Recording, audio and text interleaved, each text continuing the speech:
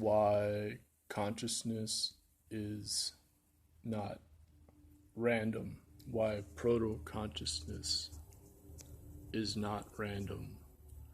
And this is kind of a fascinating subtopic of the research of Sir Roger Penrose, who won the Nobel Prize in Physics in 2020 for his black hole cosmology research. And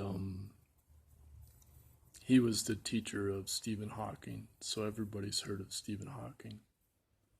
But Professor Jean Bremont, the quantum mechanics promoter of the de Broglie-Bohm, David Bohm relativistic quantum model of physics. Jean Bremont argues that Stephen Hawking did not understand the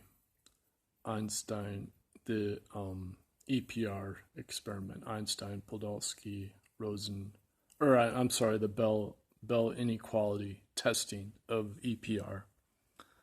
So, essentially, so when you examine the Bell inequality test, as Jean Bremont does in his lectures on YouTube, he proves that there can't be any rest frame as is assumed in relativity. So this disproves quantum field theory, because quantum field theory is assuming a symmetric rest frame from relativity as the basis to then apply quantum mechanics as the field operators. But the non-locality of the foundation of reality that John Bell proved in his thought experiment, and then was tested by my own quantum mechanics professor, Herbert J. Bernstein, using neutrons. And he was collaborating with one of the most famous experimenters of the Bell inequality test. The guy's name's not coming to my mind because he's got sort of an unusual name. But anyway, so all this is very good. It proves that there is no rest frame to reality, and therefore all of Western science, based on symmetric math that has assumed time as a spatial symmetric measurement that a scientist can plot as a rest frame, it's all been wrong. And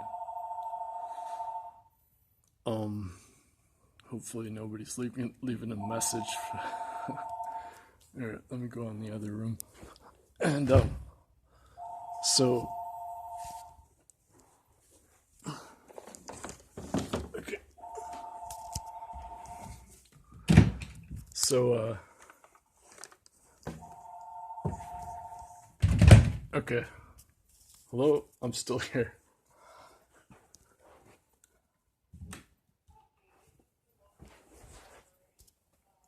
You can't see me. Hold on, let me turn the light on. Oops. Okay, so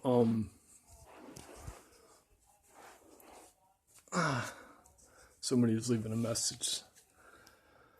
Alrighty, where was I?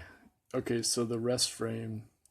If Stephen Hawking was wrong, what Roger Penrose is saying that quantum mechanics is incomplete because The standard Copenhagen interpretation assumes an indeterminate source of reality, and most people assume that because it's indeterminate, then it's also random. Because when you're using the statistics, the mathematics assumes it's random.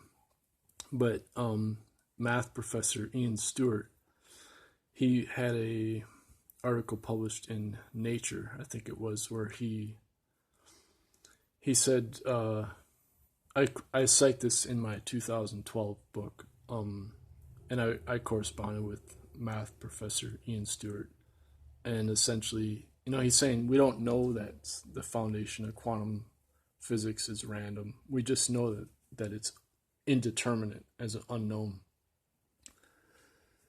And so what Roger Penrose is saying is that actually it's seemingly random. The source of reality is seemingly random. And then he published a paper using the noncommutativity, or the noncommutative time frequency, from Alain Connes, the Fields Medal math professor Alain Connes. And so then when Alain Connes gave a talk to a group of physicists that was posted on YouTube, and so the talk is from several years ago, not that long ago, but I cite it in my book. And he says that the non-commutative time frequency as the inner product, cross product of the matrices, it uses discrete numbers, and it's definitely not random. And the reason it appears random to scientists is because the scientists are relying on an external measurement of time and frequency based on the speed limit of light as the invariance of light. So that's where your relativity comes from, where you're limited to the speed of light as your universal invariance. And so the consciousness is then based on the speed of light. And Alain Connes says that our brain is somehow converting the photons not through an algorithm of Fourier time and frequency, but a conversion of time and frequency based on space-time itself. So a relativistic conversion of time and frequency. And therefore it's seemingly random to scientists because they're limited to a linear causality as the external measurement based on the speed of light. And so then what Roger Penrose calls protoconsciousness is not, it's literally not random, even though it's seemingly random to an external observer in terms of science. But if you approach protoconsciousness through quantum biology, which is the emphasis of Roger Penrose, he says that the only way to solve quantum physics is through biology. And this is also the argument of Nobel physicist Brian Josephson, who emphasizes that this biological approach to quantum physics is also paranormal. And I've corresponded with Professor Josephson a few times also. And so then the collaborator with Penrose, Professor Basil J. Hiley, he emphasizes that music is actually the best model, the best metaphor to understand quantum physics, the relativistic quantum physics, because essentially, as you're listening to music, you're predicting the future based on your past experience. And then if you look at a written score of music, then you have the futures already exists. But the experience is one of the process of listening.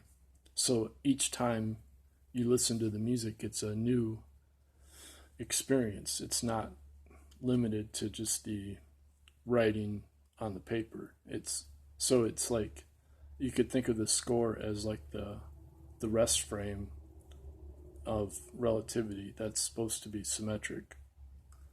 And it's not just an analogy, because the logarithmic mathematics is originally from the music theory itself. And so Basil J. Hiley is emphasizing that non-commutativity in quantum biology is not just limited to the micro scale before the collapse of the wave function, in terms of the inner products of the matrices, but it's actually resonates to the macro scale. So I'll leave it at that, and that's why protoconsciousness is not random. Thanks.